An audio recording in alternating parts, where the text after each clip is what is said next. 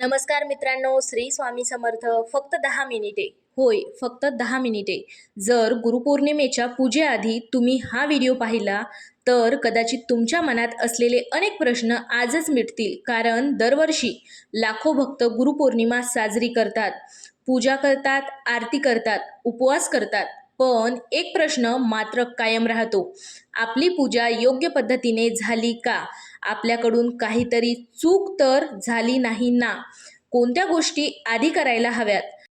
आजच्या या व्हिडिओमध्ये आपण कोणतीही अंधश्रद्धा नाही, कोणतीही भीती नाही, तर आपल्या परंपरेत सांगितलेल्या अशा काही महत्त्वाच्या गोष्टी जाणून घेणार आहोत, ज्या प्रत्येक भक्ताला गुरुपौर्णिमेच्या पूजेपूर्वी माहिती असणे उपयुक्त ठरू शकते.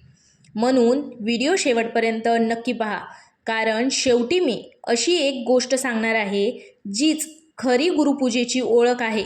गुरुपौर्णिमेचे महत्त्व. मित्रांनो, आषाढ महिन्यात येणारी पौर्णिमा म्हणजेच गुरुपौर्णिमा. भारतीय परंपरेत हा दिवस ज्ञान देणाऱ्या गुरूंना वंदन करण्याचा दिवस मानला जातो.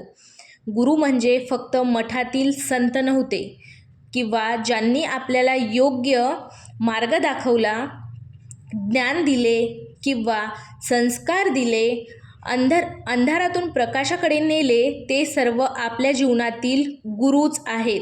हो मित्रांनो, ते सर्व आपल्या जीवनातील गुरुच आहेत. पूजा करण्यापूर्वी पहिली तयारी सर्वात आधी घर आणि देवघर स्वच्छ करा. अनेक परंपरांमध्ये स्वच्छता ही पूजेचा एक महत्त्वाचा भाग मानली जाते. देवघरातील जुनी फुले काढा, दिवा स्वच्छ करा, पूजेचे साहित्य आधीच तयार ठेवा. कोणते साहित्य लागेल? गुरूंचा फोटो किंवा चरण पादुका, हळद, कुंकू, अक्षदा, ताजी फुले, हार असेल तर तुपाचा किंवा तेलाचा दिवा, तुमच्या मनाप्रमाणे उदबत्ती, नैवेद्य आणि आरतीचं ताट. स्नान आणि वस्त्र. पूजेपूर्वी स्नान करा. शक्य असल्यास स्वच्छ आणि साधे कपडे घाला. कपड्यांचा रंग महत्त्वाचा नसून स्वच्छता आणि आदराची भावना महत्त्वाची आहे. पूजा सुरू करण्यापूर्वी संकल्प. अनेक जण हा भाग विसरतात. दोन्ही हात जोडून मनात म्हणा, हे गुरुदेव, आज मी श्रद्धेने तुमची पूजा करत आहे. मला योग्य मार्ग, सद्बुद्धी आणि चांगले विचार द्या. इतकाही साधा संकल्प पुरेसा आहे. पूजा कशी सुरू करावी? सर्वप्रथम दीप लावा, दिवा प्रज्वलित करा, उदबत्ती दाखवा, हळद आणि कुंकू, अक्षदा, फुले देवांच्या चरणी अर्पण करा. त्यानंतर नैवेद्य दाखवा. मंत्र जप करा.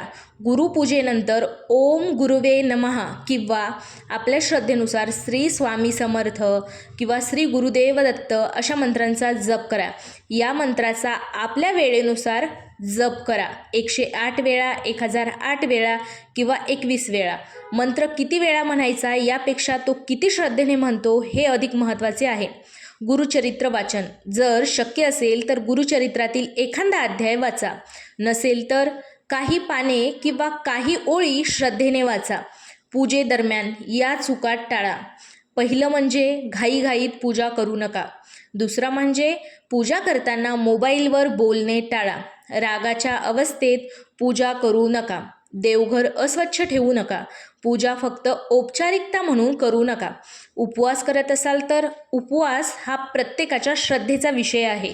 जर प्रकृती ठीक नसेल किंवा डॉक्टरांनी उपवास टाळण्याचा सल्ला दिला असेल तर जबरदस्तीने किंवा बळजबरी उपवास करू नका. श्रद्धा आणि आरोग्य दोन्ही महत्त्वाचे आहेत. दानाचे महत्त्व.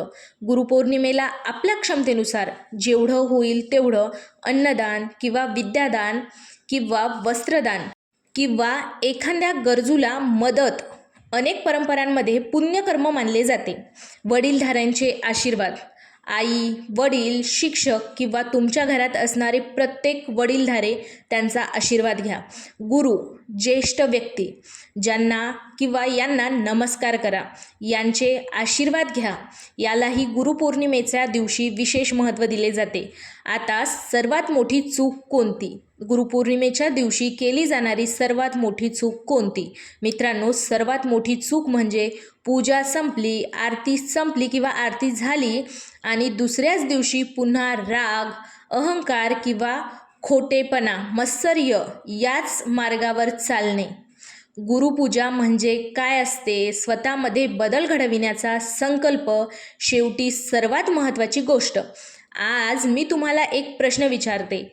जर गुरु स्वतः तुमच्यासमोर उभे राहिले तर त्यांना सर्वात जास्त आनंद कशाचा होईल? मोठ्या हाराचा, मोठ्या नैवेद्याचा की त्यांच्या शिकवणीनुसार जगणाऱ्यांना एखाद्या चांगल्या शिष्यांचा, त्यांच्या शिकवणीनुसार जगणाऱ्या एका चांगल्या शिष्याचा? याच प्रश्नात गुरुपौर्णिमेचे संपूर्ण सार दडलेले आहे. आता या व्हिडिओचा शेवट. मित्रांनो, 29 जुलै 2026ची गुरुपौर्णिमा फक्त पूजा करण्याचा दिवस नाही, तर स्वतःमध्ये एक चांगला बदल घडविण्याचा दिवस आहे. यंदा फक्त दिवा लावू नका, आपल्या मनातही ज्ञानाचा दिवा प्रज्वलित करा. फक्त फुले अर्पण करू नका, तर चांगले विचारही अर्पण करा. आणि फक्त गुरूंना नमस्कार करू नका, तर त्यांच्या शिकवणीप्रमाणे जगण्याचा संकल्प करा. सर्वांना गुरुपौर्णिमेच्या हार्दिक शुभेच्छा. श्री स्वामी समर्थ. हर हर महादेव. श्री गुरुदेव दत्त.